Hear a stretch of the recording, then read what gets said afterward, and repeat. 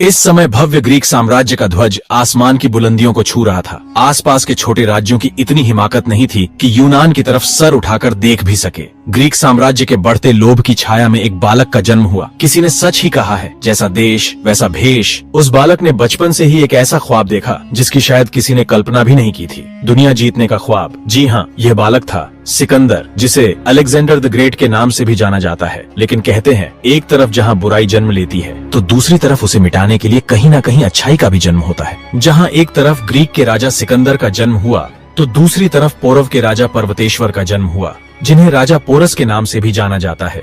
समय का पहिया घूमता रहा और आखिर वो समय भी आया जिस पल के लिए सिकंदर ने एक एक क्षण प्रतीक्षा की थी। समय था 326 ईसा पूर्व का, जब सिकंदर अपनी विशाल सेना लेकर अपने दुनिया जीतने के ख्वाब को सच करने के इरादे से निकल पड़ा। कहा जाता है, सिकंदर की सेना समुद्र के समान विशाल थी, जिसे एक बार में देख पाना असंभव था। अगर सेना के केवल धनुर्धारी एक साथ तीर चलाए तो पूरा आसमान इस प्रकार से ढक दे कि सूर्य की किरणें भी धरती को छू ना पाए। और जब सेना एक साथ चलती तो भूमि में तीव्र कंपन होने लगता, मानो जैसे कोई भयंकर भूकंप आ रहा हो। इतनी विशाल और युद्ध कला में निपुण, खतरनाक हथियारों से लैस खूंखार सेना, जिसको देखने मात्र से ही कोई भी राजा हथियार डाल देता और सिकंदर की अधीनता स्वीकार कर लेता। और जो कोई भी राज्य सिकंदर के समक्ष नहीं झुकता, उसे बड़ी क्रूरता और निर्ममता के साथ बर्बाद कर दिया जाता। इसी के चलते सिकंदर के विशाल साम्राज्य की सीमाएं दिन प्रतिदिन आग की तरह फैल रही थी। पूरी दुनिया असहाय होकर विनाश का मंजर देख रही थी। सिकंदर ने लगभग समस्त विश्व पर अपना आधिपत्य स्थापित कर लिया था और अब अंत में सिकंदर की क्रूर आंखें संपूर्ण भारत को देख रही थी, क्योंकि भारत इस समय एक देश नहीं था बल्कि कई छोटे छोटे राज्यों में बंटा हुआ था। इसी का फायदा उठाते हुए सिकंदर ने सभी राजाओं को अपने अधीनस्थ करने का सोचा, चाहे फिर वो संधि करके आए या युद्ध करके, जैसा कि वो पहले से ही करता आ रहा था। अपने विशाल साम्राज्य शक्ति के मद में चूर सिकंदर ने जब अपने गंदे पांव भारत की पावन धरा पर पसारे तो उसका पहला मुकाबला गांधार के राजा अंबी से होना था। अंबी गांधार की राजधानी तक्षशिला का राजा था। अंबी का राज्य सिंधु नदी से झेलम नदी तक फैला था। सिकंदर अपनी विशाल सेना के साथ गांधार में आ पहुंचा।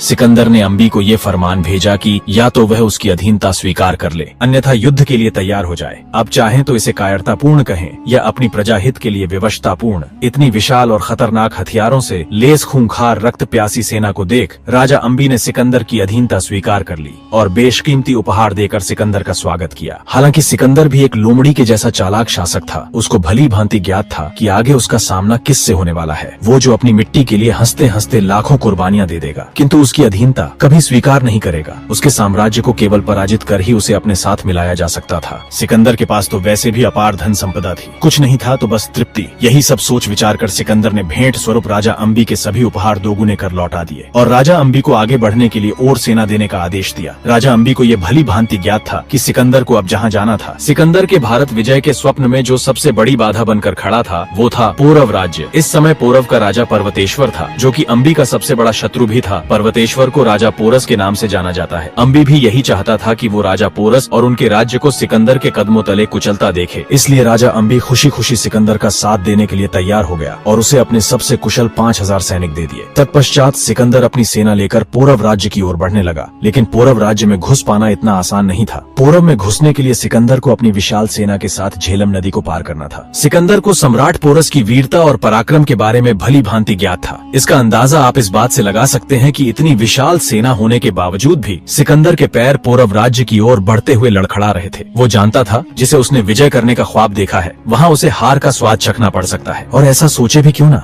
जिस राज्य के प्रत्येक सैनिक की देह में रक्त का एक एक कतरा देश प्रेम के लिए दौड़ रहा हो, जिस राज्य का एक साधारण सैनिक जो किसी भी बड़े से बड़े प्रशिक्षित योद्धा को पलक झपकते ही धूल चटा दे। सिकंदर को ज्ञात था, भले ही उनकी सेना की तादाद पौरव राज्य की तुलना में 100 गुना अधिक थी, किंतु उसका यह नकार पाना भी मुश्किल था कि पौरव का एक सैनिक उसके 100 सैनिकों पर भारी पड़ सकता है। और इसी भय से ग्रसित सिकंदर ने उम्मीद भरे शब्दों से राजा पोरस को संधि प्रस्ताव भेजा। संधि के अंतर्गत राजा पोरस को सिकंदर की अधीनता स्वीकार करनी थी और अगर वो ऐसा न करें तो सिकंदर ने धमकी देते हुए कहा कि वो सम्राट पोरस के पूरे पौरव राज्य को तबाह कर देगा और राज्य के लोगों, औरतों और बच्चों का भी वही हाल करेगा, जैसा कि उसने पहले अपने सामने नजर उठाने वाले राज्यों में किया था। सिकंदर द्वारा भेजे गए धमकीपूर्ण प्रस्ताव से राजा पोरस के स्वाभिमान को आघात हुआ और होता भी क्यों ना। माँ भारती का वीर सपूत जो ठहरा, राजा पोरस ने सिकंदर को प्रत्युत्तर देते हुए खुले शब्दों में कहा, अब अगली मुलाकात रणभूमि में ही होगी और भविष्य में क्या होगा इसका निर्णय वहीं निकलकर सामने आएगा। जैसा देश वैसा भेष। राजा पर्वतेश्वर, पर्वत के समान कभी किसी के समक्ष ना झुकने वाले अटल और पर्वत के समान ताकतवर भी। इतिहासकारों के अनुसार राजा पोरस की लंबाई 7 फुट 6 इंच थी और वे युद्ध कला में परिपूर्ण थे। राजा पोरस को सर कटाना मंजूर था, किंतु सर झुकाना बिल्कुल भी नहीं। राजा पोरस वो महाबली महावीर थे जिन्होंने जब भी रण में दहाड़ लगाई तो गीदड़ दुम दबाकर दौड़ते नजर आए। इस प्रकार आत्मसम्मान को सर्वोपरि रखते हुए राजा पोरस सिकंदर के गीदड़ भभकी भरे संधि प्रस्ताव को ठुकराते हुए किंचित भी नहीं हिचकिचाए। हालांकि सिकंदर की सेना पोरस की सेना से तादाद में 100 गुना बड़ी थी और सिकंदर के सर पर तो वैसे भी विश्व विजय का भूत सवार था, अतएव उसके पास युद्ध के अलावा और कोई विकल्प शेष नहीं था। तो चालाक सिकंदर योजना बनाने लगा कि आखिर राजा पोरस को कैसे पराजित किया जा सकता है, क्योंकि अगर सिकंदर सीधे तरीके से युद्ध करता तो उसे झेलम नदी पार करनी पड़ती और नदी के उस पार राजा पोरस की सेना उसके इंतजार में पहले से तैनात थी। सिकंदर को ये भली भांति ज्ञात था कि अगर उसकी सेना ने नदी पार करने की कोशिश भी की तो पौरव की सेना पलक झपकते ही उनकी विशाल सेना की जल समाधि बना देगी। इस सब पर विचार कर युक्ति लगाते हुए सिकंदर ने राजा पोरस की सेना को ऐसा दिखाने की कोशिश की जैसे वो नदी पार करने की कोशिश में है, किंतु उन्हें नदी पार करने के लिए कोई मार्ग नहीं मिल रहा है। सिकंदर अपनी कुछ सैनिकी टुकड़ियों के साथ झेलम नदी के दूसरे किनारे पर खड़ा पोरस की सेना को भ्रमित कर रहा था, तो वहीं दूसरी ओर 17 मील दूर सिकंदर की विशाल सेना उसके कमांडर की अगुवाई में नदी पार कर रही थी। कुछ ही दिनों में हजारों सैनिकों और घुड़सवारों ने नदी पार कर डाली, लेकिन इन सब से अनजान पोरस की सेना को अभी भी ऐसा लग रहा था जैसे सिकंदर को अभी तक नदी को पार करने का मार्ग नहीं मिला। लेकिन सत्य तो यह था कि काल उनके बिल्कुल निकट आ पहुंचा था। रात्रि के समय राजा पोरस की सेना इस भ्रम में निश्चिंत होकर बैठी थी कि सिकंदर अभी भी हाथ पर हाथ धरे बैठा है। सिकंदर की कूटनीति से अनजान पौरव के कुछ सैनिक विश्राम करने में तो वहीं कुछ सैनिक एक दूसरे के साथ वार्तालाप में व्यस्त थे। सिकंदर की विशाल सेना आकस्मिक रूप से पोरस की सेना पर टूट पड़ी। आक्रमण इतने भयानक रूप से हुआ कि किसी को कुछ पता न चला। निहत्थे सैनिकों को तलवारों, बर्छों, भालोव कटारों से बिंध दिया गया और आक्रमणकारियों द्वारा छोड़े गए जलते हुए तीर गहरी नींद में सोए सैनिकों की छाती को चीरते हुए निकल गए। चारों ओर तबाही और विनाश का मंजर था, मानो सेना के तंबुओं में लगी दैत्य रूपी आग एक के बाद पूरी सेना को निगलते जा रही हो। लेकिन पौरव के राज्य के गौरव को अभी भी घुटने टेकना मंजूर नहीं था। जितने भी सैनिक बचे थे वे बेखौफ बेधड़क अपनी मातृभूमि के लिए मरने मारने को तैयार थे। पौरव राज्य की बची सेना ने हथियार उठाए और फिर शुरू हुआ नरसंहार का महायुद्ध। संपूर्ण आकाश और पाताल बस तेज तलवारों की खनक और चीखने चिल्लाने की आवाजों से गूंज रहा था। दृश्य इतना भयावह था मानो आज धरती का अंत होने वाला हो। दोनों तरफ से रक्त प्यासी सेनाएं मरने मारने पर उतारू थी। इसी बीच मौके का फायदा उठाकर सिकंदर भी अपनी बाकी बची सेना के साथ नदी पार कर युद्ध में आ पहुंचा। अब मंजर पोरस की सेना के लिए और भी खौफनाक हो गया। लेकिन इस प्रकार से किए गए कायरतापूर्ण हमले के बावजूद भी पोरस की सेना ने सिकंदर की सेना का डटकर सामना किया और उनको मुंह तोड़ जवाब दिया। पोरस की सेना का अटूट साहस और पराक्रम देख सिकंदर दंग रह गया। इस प्रकार के आकस्मिक हमले और हमले से हुई भारी क्षति के बावजूद भी राजा पोरस की सेना घबराई नहीं, अपितु आंखों में विध्वंसक ज्वाला लिए पूरी ताकत और वीरता के साथ युद्ध कर रही थी। सिकंदर ने ये सब देखकर मानो पहले ही हार स्वीकार कर ली हो। लेकिन सिकंदर तो ठहरा सिकंदर, उसकी झूठी शान और शौकत उसे पीछे हटने देती भी तो कैसे। घोड़े पर सवार सिकंदर युद्ध भूमि में अपना शौर्य प्रदर्शन कर रहा था। तभी एक विशाल हाथी ने युद्ध भूमि में प्रवेश किया, जिस पर कोई और नहीं स्वयं राजा पोरस सवार थे, जो सिकंदर की सेना को कीड़े मकोड़ों की तरह रोंदते हुए लगातार आगे बढ़ रहे थे। राजा पोरस को देखते ही सेना में नया जोश उमड़ गया। उनका आत्मविश्वास मानो 7वें आसमान पर पहुंच गया हो। इसी बीच सिकंदर युद्ध करते करते अमर सिंह के समक्ष आ पहुंचा। आपको बता दें, अमर सिंह राजा पोरस के भाई थे, जो युद्ध कला में परिपूर्ण होने के साथ साथ एक बहुत बड़ा वीर योद्धा था। देखते ही देखते सिकंदर और अमर सिंह के मध्य भीषण युद्ध छिड़ गया। अमर सिंह के तूफानी हमलों के सामने सिकंदर बेबस सा नजर आ रहा था। जहाँ सिकंदर का संतुलन थोड़ा सा डगमगाया तो उसी समय अमर सिंह ने अपने तलवार के एक ही ताकतवर प्रहार से सिकंदर के घोड़े को फाड़ कर रख दिया और 7वें आसमान पर बैठा विश्व विजेता बनने चला। सिकंदर सीधा धरती पर आ गिरा और मुंह के बल पड़ा हमारी पावन धरा की मिट्टी का स्वाद चखने लगा। अमर सिंह सिकंदर को मारने के लिए आगे बढ़ने लगा। सिकंदर को साक्षात उसकी मौत सामने से आती हुई प्रतीत हो रही थी, मानो जैसे अमर सिंह नहीं बल्कि साक्षात स्वयं यमराज उसके प्राण हरने उसके समीप आ रहे हों। लेकिन तभी सिकंदर के अंगरक्षक बीच में आ धमके और अमर सिंह को रोकने का प्रयास करने लगे और मौके का फायदा उठाकर सिकंदर भी वहां से घुटनों के बल अपनी देह घसीटता हुआ अपनी सेना की ओर सुरक्षित बढ़ते हुए अपनी सिकंदर युद्ध में बहुत घायल हो चुका था, तो वहीं दूसरी ओर राजा पोरस भी अपने हाथी पर सवार लगातार सिकंदर की सेना को कुचलकर आगे बढ़ते हुए अपनी सेना का संचालन कर रहे थे। तभी राजा पोरस ने एक जलता हुआ तीर आकाश मार्ग में उतार दिया। ये एक तरह का संकेत था। देखते ही देखते राजा पोरस की 130 विशाल हाथियों की सेना निकलकर सामने आई, जो बड़ी से बड़ी सेना को भी पल भर में कुचल कर रख दी। हाथियों की सेना ने सिकंदर की विशाल सेना को बहुत ही क्रूरता से कुचलना प्रारंभ कर दिया। युद्ध स्थल में हाथियों से मचे विध्वंस के परिणाम स्वरूप सिकंदर के सैनिक घबराहट के मारे उल्टे पांव दौड़ने लगे। हाथियों के पैरों तले पिसते चले जा रहे सैनिकों का दृश्य इतना भयावह था, जिसको देखकर मौत की रूह कांप जाए। राजा पोरस और उनके रक्त प्यासे हो चुके सैनिक रणभूमि में लगातार दुश्मनों को गाजर मूली की तरह काटते जा रहे थे। मानो विजय बस अब राजा पोरस के बहुत निकट आ चुकी है। लेकिन तभी अचानक कुछ ऐसा हुआ जिसकी किसी ने कल्पना भी नहीं की थी। मानो राजा पोरस की किस्मत उनसे रूठ गई।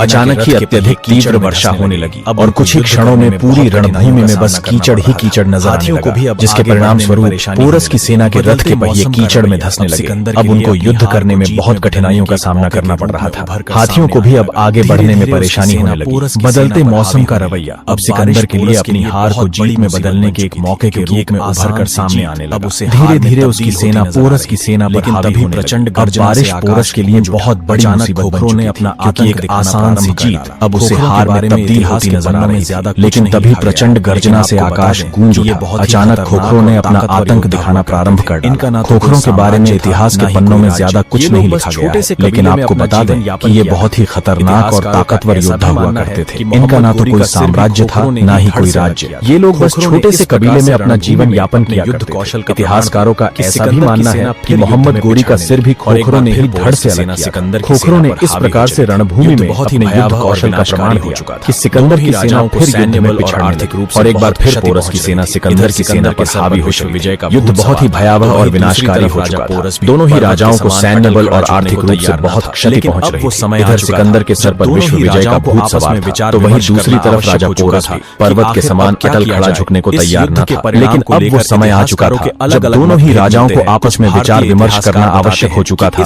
कि आखिर अब क्या किया जाए। इस युद्ध के परिणाम को लेकर इतिहासकारों के अलग अलग मतभेद मिलते हैं। कुछ भारतीय इतिहासकार बताते हैं कि इस युद्ध में पोरस विजय हुए थे, तो वहीं कुछ इतिहासकारों का मानना है कि यह एक निर्णायक युद्ध साबित हुआ था। इस युद्ध में न तो पोरस विजय हुए और न ही सिकंदर, बल्कि दोनों को ही युद्ध के हालात को मद्देनजर रखते हुए संधि करके युद्ध को रोकना पड़ा था। तो वहीं दूसरी ओर ग्रीक के इतिहासकार बताते हैं कि इस युद्ध में सिकंदर विजय हुए थे। ग्रीक इतिहासकारों का मत है कि इस युद्ध में सिकंदर की विजय हुई, इसीलिए ही तो वो पूर्व राज्य से आगे बढ़ पाया था। अगर हार जाते तो आगे कैसे बढ़ते? लेकिन ऐसा तो संधि के तहत होना भी मुमकिन है। क्या आपको यह सच प्रतीत होता है कि सिकंदर इस युद्ध में विजयी हुआ था? बिल्कुल भी नहीं, क्योंकि अगर सिकंदर युद्ध में विजयी होता तो युद्ध के पश्चात राजा पोरस का साम्राज्य आगे कैसे बढ़ता? इस पर भी कुछ इतिहासकारों का कहना है कि सिकंदर राजा पोरस की वीरता को देखकर अत्यधिक प्रभावित हुआ, इसलिए उसने राजा पोरस को अपने जीते हुए राज्य भेंट स्वरूप दे दिए थे। लेकिन क्या आप जानते हैं, सिकंदर सत्ता और शासन का इतना भूखा इंसान था कि उसने राजपाट पाने के लिए अपने ही भाई और पिता की बेरहमी से हत्या करवा दी थी। और जिस किसी राजा ने सिकंदर की अधीनता स्वीकार नहीं की,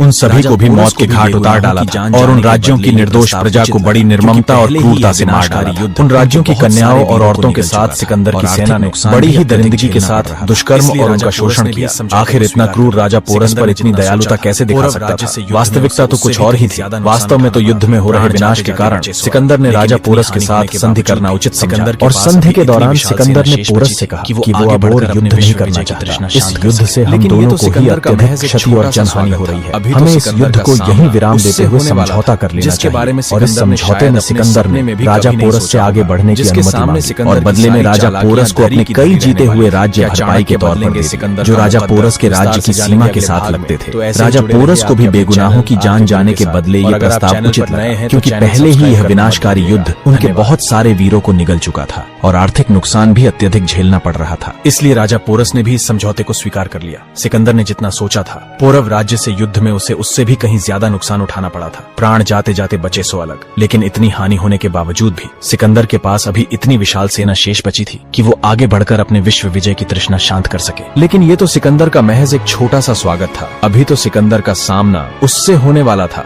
जिसके बारे में सिकंदर ने शायद अपने सपने में भी कभी नहीं सोचा होगा, जिसके सामने सिकंदर की सारी चालाकी बाकियां धरी की धरी रहने वाली थी। क्या चाणक्य बदलेंगे सिकंदर का मुकद्दर? विस्तार से जानेंगे अगले भाग में। तो ऐसे ही जुड़े रहिए आपके अपने चैनल आर के गुरु के साथ। और अगर आप चैनल पर नए हैं तो चैनल सब्सक्राइब करना मत भूलिएगा। धन्यवाद।